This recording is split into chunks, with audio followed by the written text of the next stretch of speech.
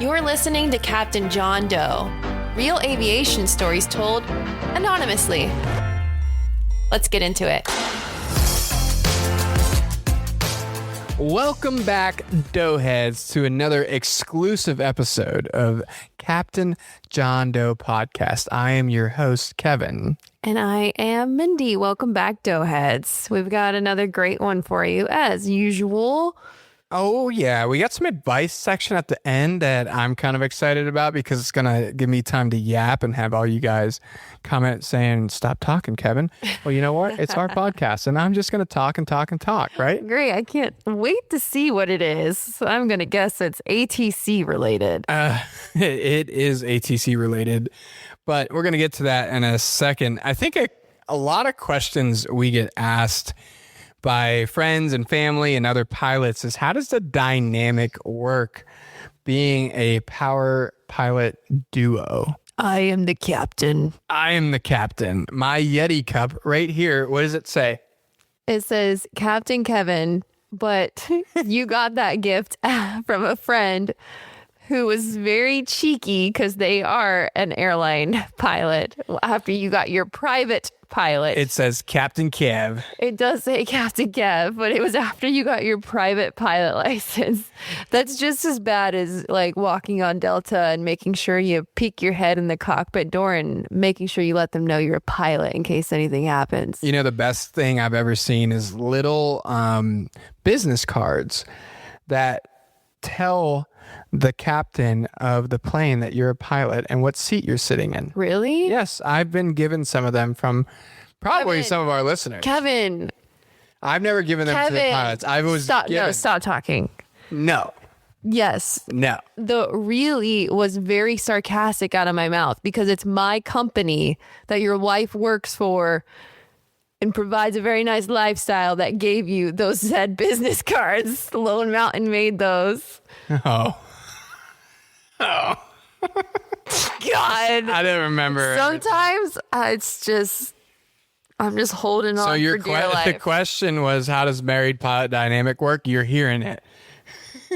Married pilot dynamic. Yeah, we do actually get a lot of questions about that, which is usually, how do you guys decide who flies and who flight plans and what legs?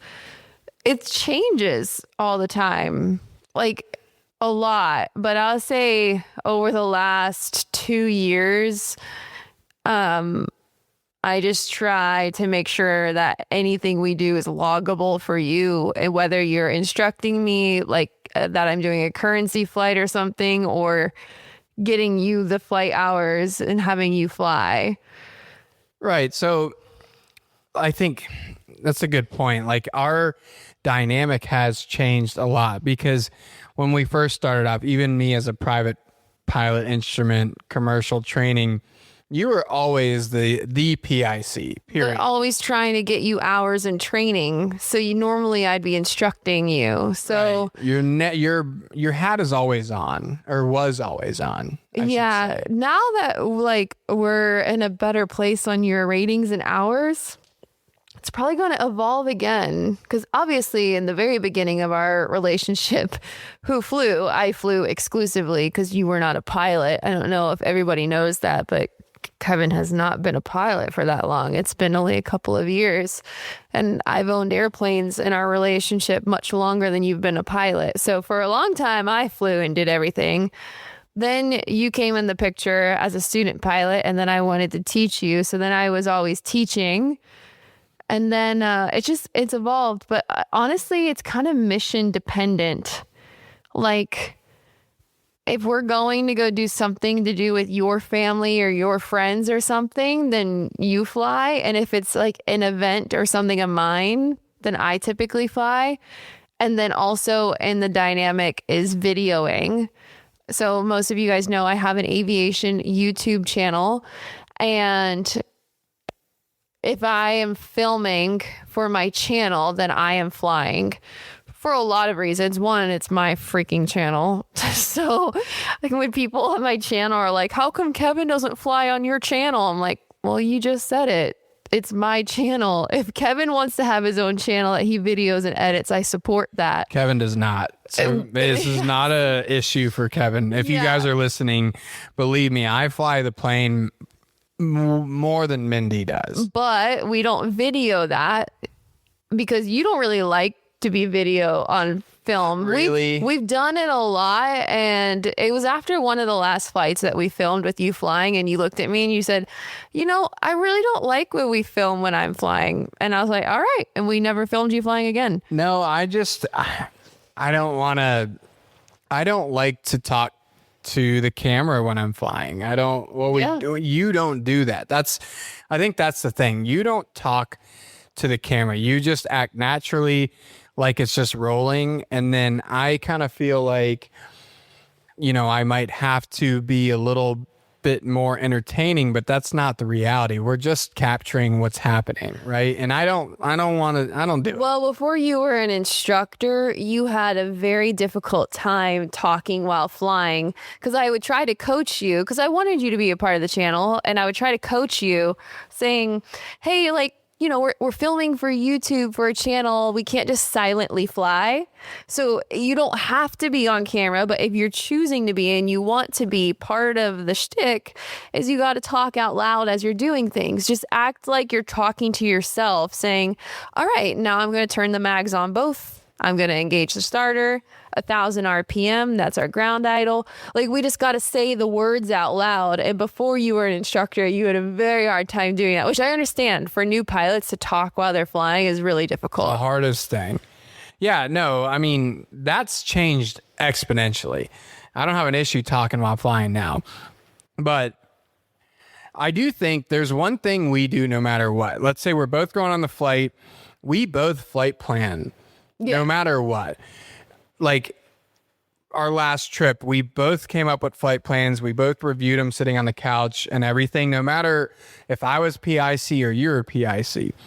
Then we ultimately make a decision on whose leg it's going to be, who's going to be flying that leg. And then we're going to delineate, responsibilities. Are you going to do comms, or are you just a passenger today? Yeah, right? We used to be...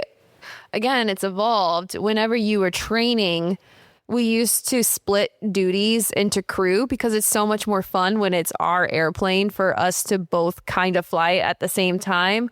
But when you were learning to fly, it became a problem because you would lean on me to do things, and then you never really learned them, and then you just weren't grasping the scope of what a total flight would look like start to end from PIC. So I was like, nope. Okay, we're not splitting duties anymore. Whoever's flying is doing everything. They are pre-flighting, they're doing comms, they're flying 100% everything. Unfortunately, the other person is just going to have to ride shotgun. But now that you're an accomplished pilot and way down the tracks now on that, now we can go back to doing that crew duty, because it makes sense to do that now. Yeah, it's fun. I'm looking at this, I'm thinking married pilot dynamic is the exact same relationship you have with your instructor when you're in the training phase, right? To the T. So now that we're not in that training phase anymore, for instance, Mindy flew the last leg and I didn't do anything, and that's what I wanted. But then when I flew my leg, I had her do comms. We switch it up, but it's always a little different, but we make sure it's clear as well. Yeah, we have no hard rule of thumb, but we always make sure we know who's doing what. So when we are flying out to Santa Monica, just to make this more confusing, you were getting everything ready. I started getting in the airplane. I looked at you and I said, hey, just so you know, I did no pre-flight. I didn't even check the oil or the fuel. And you're like, yep, I did everything. I was like, okay, just making sure that you weren't leaning on me to do any of that, because I didn't. I packed up the plane and now I'm getting in. So if you need me to pre-flight or want me to, I can. But just so you know, I didn't. Right. Right. And that's the other thing Mindy said is we do communicate, or we should, on what we're doing, no matter what, because I'm flying with the professional pilot in the right seat if she's passenger, but she's never passenger. No. Let's be clear. Like, and when I'm sitting in the right seat, I'm never passenger either. Not Like, anymore. you can't turn your brain off. So like when I'm doing an action or when she's doing an action, we tell that to each other. You know, that's a crewed environment, but we're not acting as crew all the time. But it's never laissez-faire. Like, I hope I'm making that clear. Like it's just all about communication. We're communicating with each other. Like if you want to doze off and have nothing to do with this flight, go ahead. If you want to have a lot to do with it, go ahead. Yeah. We're going to make it clear before we start the prop. Yeah. No, so it's been evolving and changing, and I've met some other married pilots along the way because some other people say, how did you guys do it? Because we're doing it right now and it's tough. And I'm like, yeah, we've been through that. There's rough patches of especially teaching your spouse how to fly. It's really difficult. It's a high stress environment, and you have this person who you know so well, and you know how to get under their skin, and likewise. And when tensions rise, you have no filter with each other because you've been married for so many years. And when you're in that situation, you have to look at each other and be like, is this how I would treat my student? Or is this how I would treat my instructor? The answer is probably no. You'd probably treat them with a lot more respect and a lot more boundaries. You'd hold your tongue a lot more. Would you say we've grown a lot? Oh my gosh, yes. Yes, but a lot because you've grown as a pilot too. Right. Like, it's just tough. Student pilot training is tough, even with an instructor that you have a lot of boundaries with. So I'll give you another quick example. When we were flying home the other day, it was very turbulent, and I had to keep holding my tongue, my instructor tongue, because normally when I'm flying with my students and it's that bumpy and the airspeed's fluctuating exponentially, they are never getting the throttle back or putting it back in.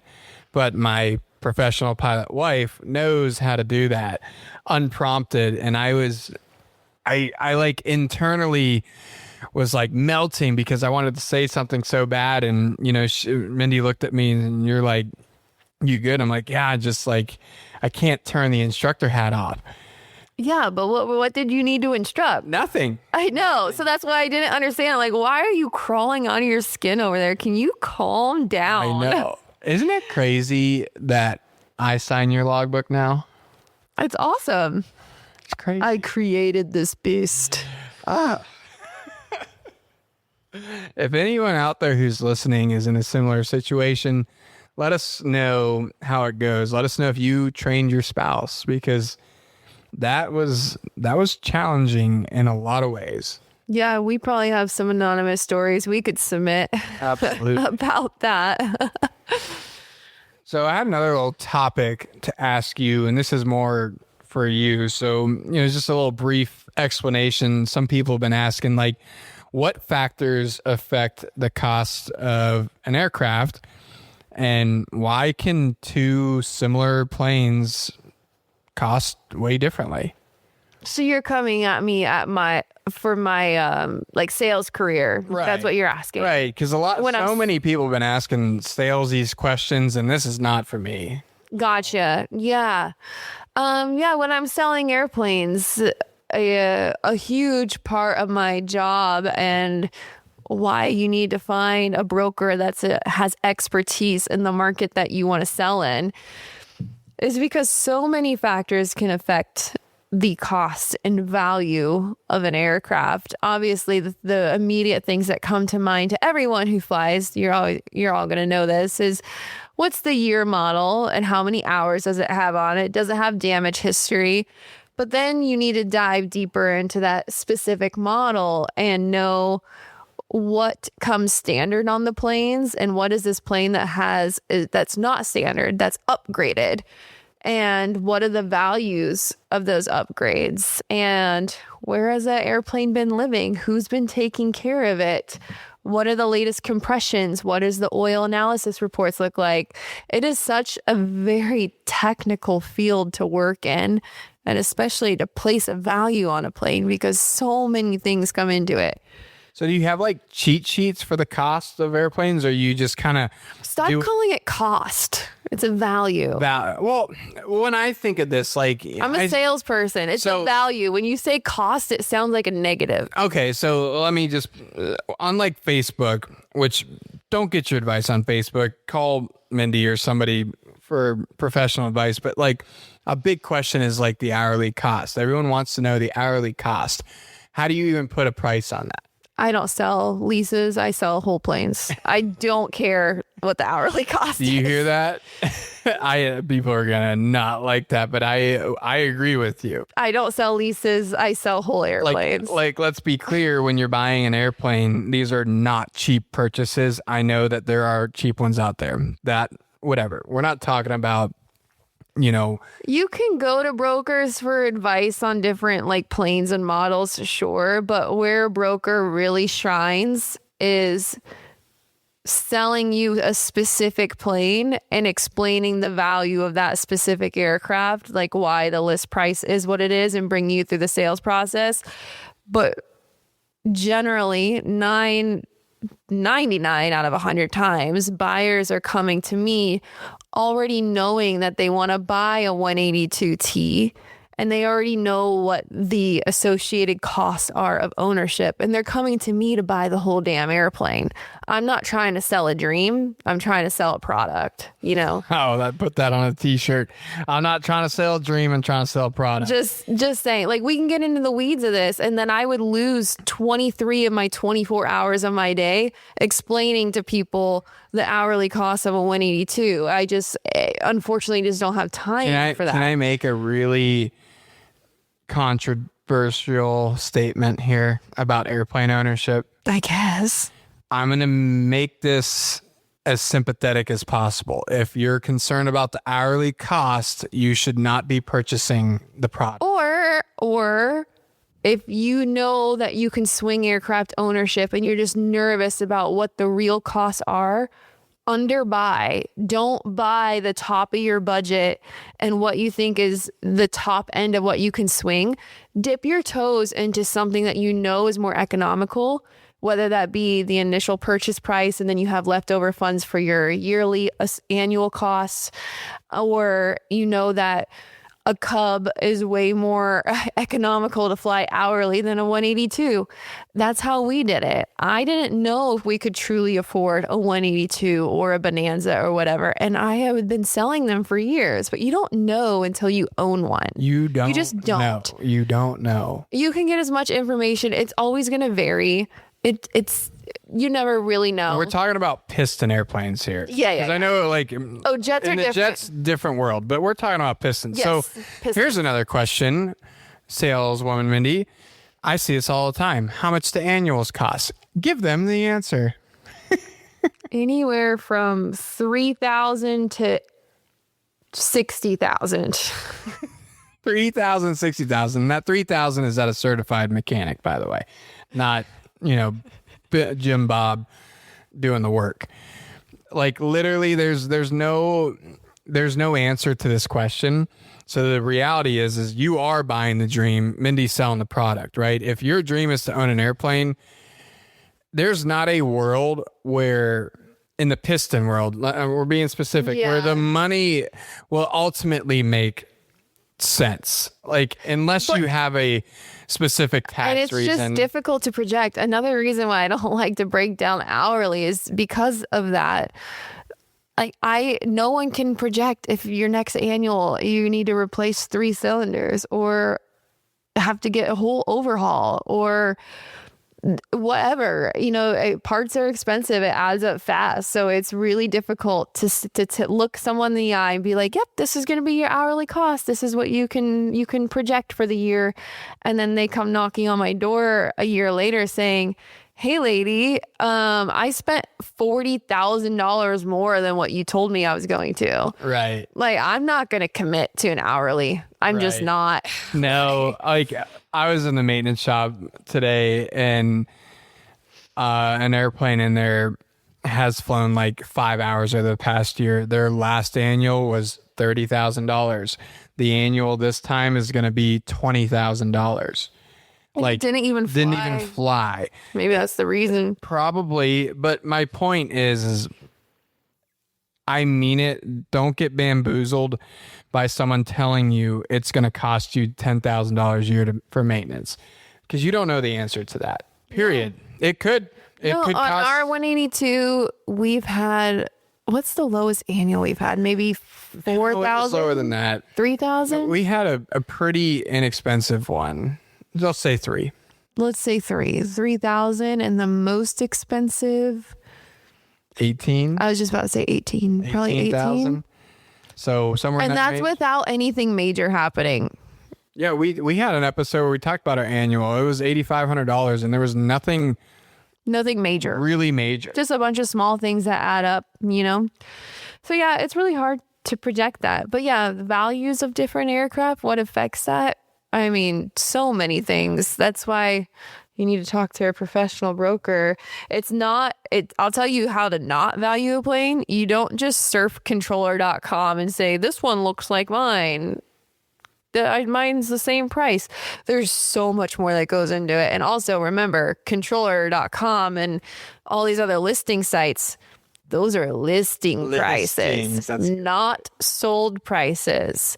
And guess what? Some people think that they have a diamond, not the manufacturer. They think that they have a gem of a plane that is the best plane that's ever flown in the skies.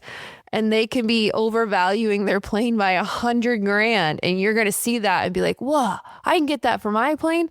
No. That person's in dreamland.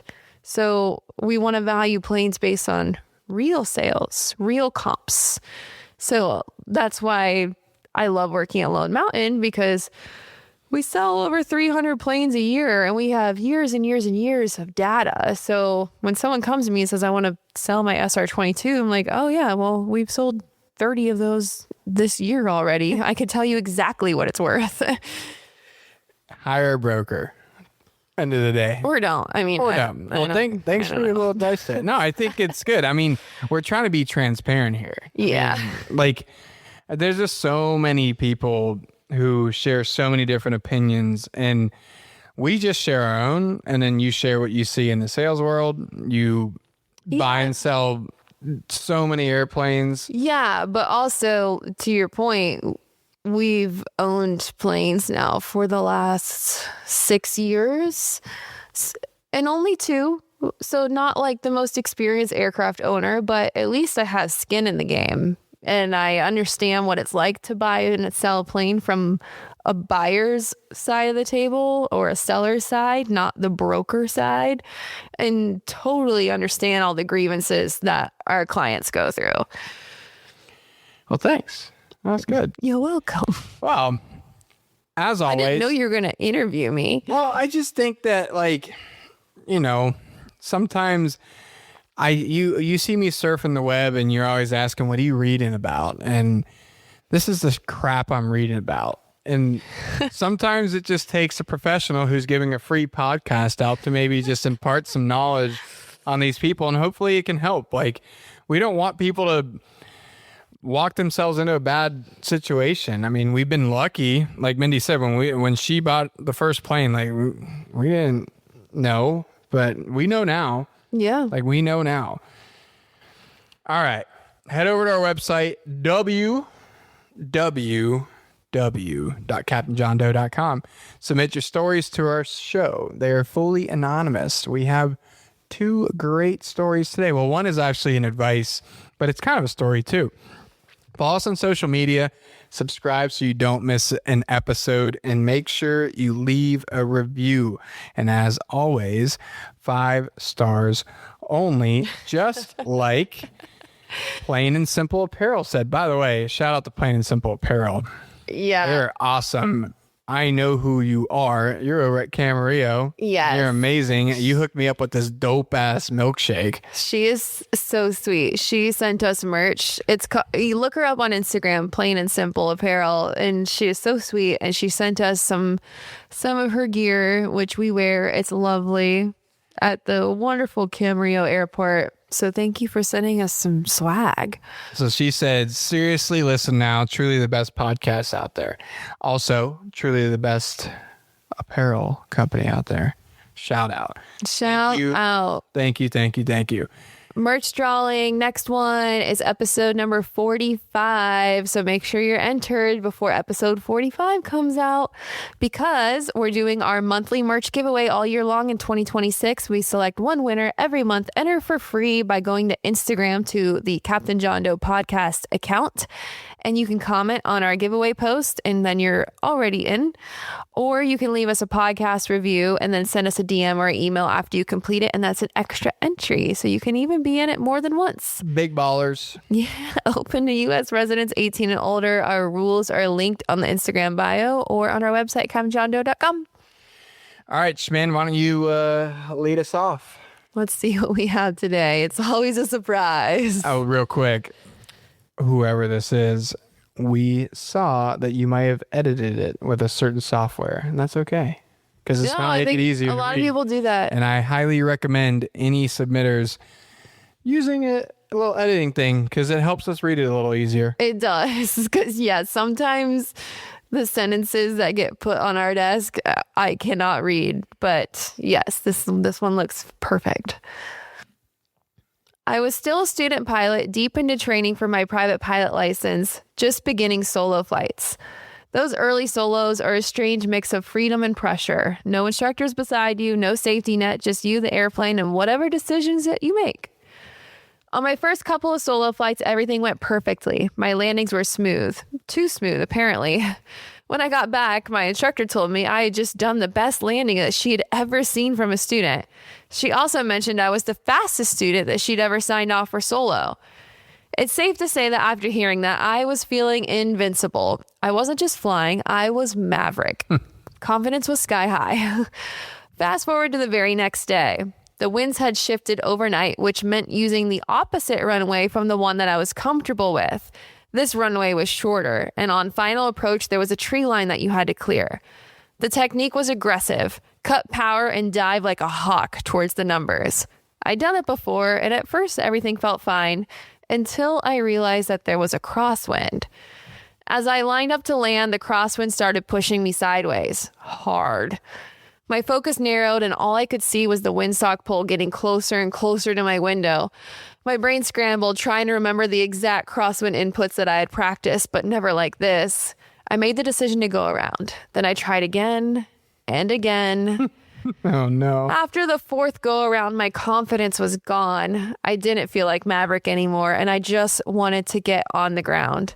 On the fifth attempt, I finally managed to wrestle the airplane into alignment and put it down safely. The relief was instant. I taxied back, shut down, and walked into the flight school for my debrief. My instructor asked how everything went. I couldn't bring myself to tell her that I had been seconds away from turning her $300,000 airplane into scrap metal. So I smiled and said, everything was good. The crosswind landing was a little tricky. I think we should spend some more time working on crosswind landings on the next few lessons. Later that day, once the adrenaline wore off, I realized something important, that I wasn't Maverick from Top Gun. I was a student pilot and exactly where I was supposed to be. Exactly. You are just like every other person out there trying to learn how to fly a metal tube in the air. Yep. You have good days. You have the ego blow up. You're like, this is easy. Why do I even have to go to school for this? I'm ready for my check ride. And then the next day you get slapped in the face. So I can tell you this. I tell all of my students, I am not Maverick and you are not Maverick. I say this to every single one of them. We are not trying to be Maverick. We are trying to be a safe pilot. And that's it, right? I have a couple of little tips for crosswind landings. Very simple stuff. Number one, stop overthinking the crosswind controls. Just use the center line and keep the plane going down the center line. That eliminates all that right aileron, left rudder, blah, blah, blah. And number 2, when you're on short final, kick some rudder in. And if that nose yaws with it, that means you have enough authority to land that airplane. If that rudder does not do anything, you need to find a different runway to go to. That's coming from someone that's been flying in 35 knot winds every day with students. It is just today. I mean, I'm telling you. A lot of people have never experienced that, where they have winds that are too high for the control inputs. That's a very unique situation that is not unique here in Las Vegas. I think it gives you a little bit of confidence, though. It can be a 5-knot crosswind. Like, feel that rudder come over and be like, okay, this is going to work as long as I do it right or do it at all, right? Keep it straight and don't ball it up. Keep it straight, don't ball it up. Center line and just do that with the airplane. I promise you it'll work. Yeah, I mean, unfortunately, you do have to go practice these crosswind landings. So I like that at the end of the story, you told your instructor that you needed to go work on them. It's no one's favorite lesson to do. No one raises their hand and says, I want to go work on crosswind landings. But if you have a good instructor, they're going to see a windy day and be like, yep, we're going to go out there and we're going to push our envelopes today. And we're going to go land on the runway that's not the most favorable. Right. You know, it's not fun. You're going to have a hell of a lesson. But yeah, I mean, that's student pilot training in a nutshell, right? It's true. I have to remind my students that the winds we deal with are abnormal, that most people in the country aren't training with a 40-degree crosswind at max limitation of the airplane every single day. Yeah, you've canceled so many flights because the winds are beyond the limitation of the aircraft. Yeah. And when we lived on the East Coast, if we ever did that math and we were like, holy shit, it's a hurricane today. But here it's normal. You just have made a good point. We never did that math. No. Never. No, we did, but we... You know what I mean. You know what I mean. Sorry. We never canceled flights because it was beyond the limitations of the plane. I think that happened to me maybe once. Yeah. I guess my point is we never... We're in a situation where, I mean, today the runway at Henderson's 17 and the winds were 230 at 25 knots. And that's standard every single day. Yeah. Every day. It's crazy. Well, we love it. I love the experience you get here, because a lot of these stories like always come with a little ending to it. And it's like this learning thing. And that's the whole purpose. Like, you realized, oh, I got this. I'm not Tom Cruise. But you know what Tom Cruise would do? Probably go take another lesson and get back out there. That's right. Keep at it. All right. We're going to do a little advice section. This guy seems like the coolest person in the entire world. Oh, is it Tom Cruise? No, you're going to understand why when I start talking. Okay. Whoever you are, I would like to get a drink with you. Okay, I'm so ready for this. All right, hey guys. Writing in to solicit some advice from the most prestigious and professional podcast host of all time, Big Kev. Oh, God. This guy just lost all credibility. You can just stop now. Dude, this is stupid. This is dumb. Why do we do this? While trying to stay as anonymous as possible, I'm an American-Australian dual citizen, and I've been living down under the past 13 years.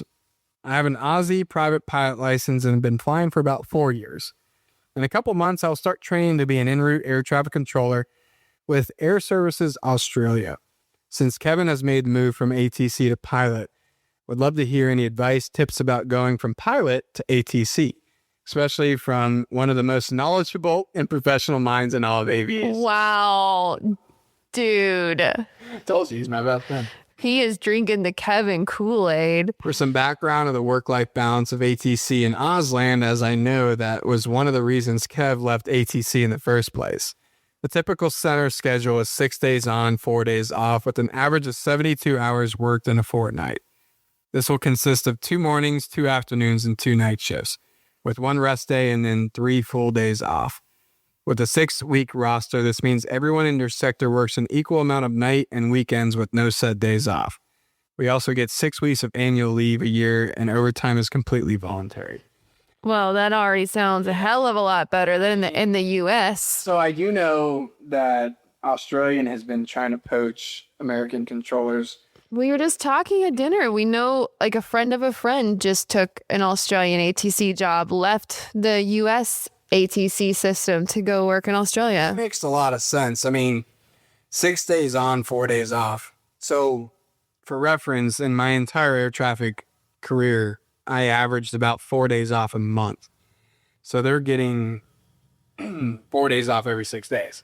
That's fantastic. Yeah, the schedule sounds great. And also because there's no set days off. So in the American system, you bid your days off in it as seniority. So let's say you bid off Wednesdays and Thursdays, like Kevin had off because he was low seniority. You don't get weekends off until you're like a decade into the ATC system or longer. But this way of them doing 6 days on, 4 days off means that everyone will get some weekends off because they don't have set days off. Right. And the biggest thing, because they still do the rattler, I'm seeing. So the rattler is when you work all 24 hours in a shift. So they're going to start in the morning or in the evening, and then you work your way up or down. So it's a abysmal schedule. But like I said, I'd get 1 day off in between that. They're getting 4. So your recuperative rest should be a lot better. So I get why people are going to Auslan. Now, your question of pilot to ATC, I would say it's probably going to be as easy as it was for me from going ATC to pilot. What I mean is you're still going to have to put in all the effort and work, but having that pilot hat on behind the radar scope is really going to assist with abnormalities. So every single controller in the world, relatively speaking, is trained kind of similar, and they can separate airplanes. They know the phraseology. You read the book, right? But when things go wrong is where the real good controllers that have experience or are pilots or whatever shine. And you being a pilot, when you're going to experience these abnormalities or these emergencies, is really, really going to be beneficial to assisting your colleagues, assisting other sectors in your area, because a lot of questions are going to be asked every single day. Hey, Kev, what do you do here? What's going on here? What, like, so on and so forth. And that's going to be a huge benefit to you. Agreed. But if I may, I think that going from ATC to pilot is a hell of a lot easier than pilot to ATC. Sure. Because all of your knowledge that you got as an air traffic controller of airspace, clearances, radios, comms, all of that was directly transferable to you being a pilot. But if I were to go be a controller tomorrow, all of my pilot skills are not directly transferable. Like, sure, like I've heard radio comms, like I know that a bit, but like when we're flying in the plane, your situational awareness of other airplanes and stuff is out of this world. And it's situational awareness that I don't have, and I know that other pilots don't have. It's like way more of your skills as a controller transfers to being a pilot than vice versa. No, I agree. I think that's why I meant, like, your skill set will shine more on emergency. Yeah, no. And obviously you have a huge leg up, and you're going to have a lot more, I don't know if compassion is the right word, a compassionate controller, could you say? Like, you're going to understand like what delays really feel like for the pilot and what this reroute actually does to the person sitting in that seat. That's the dot on your screen. So I do think that being a pilot as a controller is going to make you a way better controller than ones who are not. And you will have a massive leg up in training. Oh my God. Right. And like some places I can see really helping is like expectations of what airplanes can actually do, because you're going to learn that. Yeah. What every controller that's certified has a general idea of what a Skyhawk can do versus a 737. But that takes time. Whereas if you tell a Skyhawk to maintain 200 knots, you know that's not going to happen. Yeah, that's true, because I do forget that the beginning of your ATC career was basically private pilot ground school, and then you had to learn different aircraft models and types and the basic performance of them. That pilots never seen that. Yeah, and pilots just kind of naturally know that stuff, right? Yeah, no, I think that you're gonna see where the benefit happens in weird places. Like you and your colleagues that are going through training together, you're not gonna notice that leg up, I guess, in the first part, but longevity of your career and the ease in your training process will show itself. And I'll also say that I think that a private pilot, the most of your pilot skills would transfer best as a tower or approach controller, but they're going en route, and most private pilots don't spend a lot of time in the en route traffic system. Why do you make so much sense? Like, to be fair, I forgot about that part. Yeah, my best friend from Oz, en route is typically higher altitude. That's jets. Professional pilot, jet pilot world. So like when I worked at Atlanta Center, none of my coworkers cared at all to know what a Skyhawk was. They knew that it went about 100 knots, and that was the extent of it. But in Tracon world, when I worked at Orlando Approach, they all knew they could assign 90 knots or 110 knots if they needed it, if absolutely necessity. Right? They knew it wasn't going to climb more than 500 feet a minute, whereas the en route guys don't. And you don't need to know that either. Exactly. Yeah.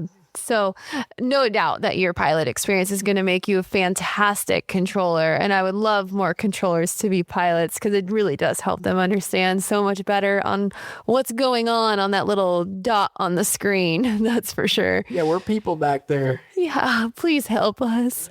And like, just to Kevin's point, the approach controllers that understand what flying is versus the ones who don't. The ones who don't may give a reroute to a 172 being like, that's not a big deal. It only added on 40 nautical miles. And then we're like, oh my God, he might not have fuel to get home. Like, that's a big reroute for a 172. For a jet, that's a couple minutes of their time. I could spend a whole podcast talking about this. The things that my coworkers would do and not understand what is actually happening. Right. Once again, to be the best controller in the world, you don't have to be a pilot. That's the reality. Yeah.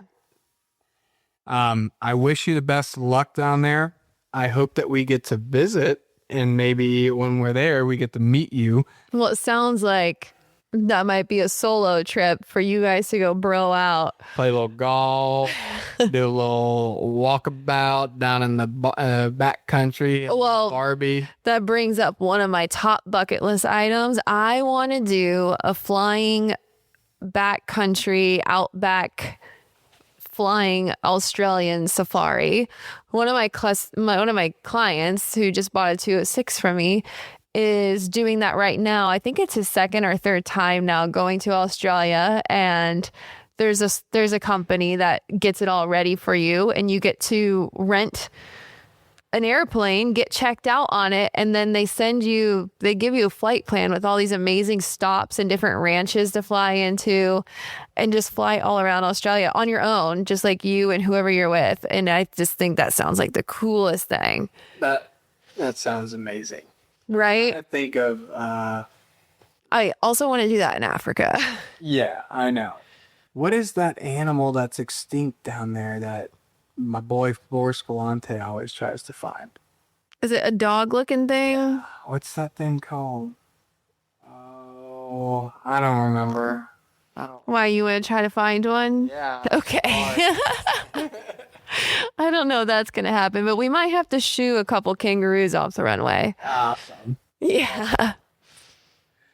Well, thank you guys for the awesome stories. Make sure you guys send the advice section, because this is really fun for us. Yeah, I love the advice section, because we're getting some very, very, I don't know, interesting questions that I wasn't expecting to come through. So keep sending those in. Love to see them.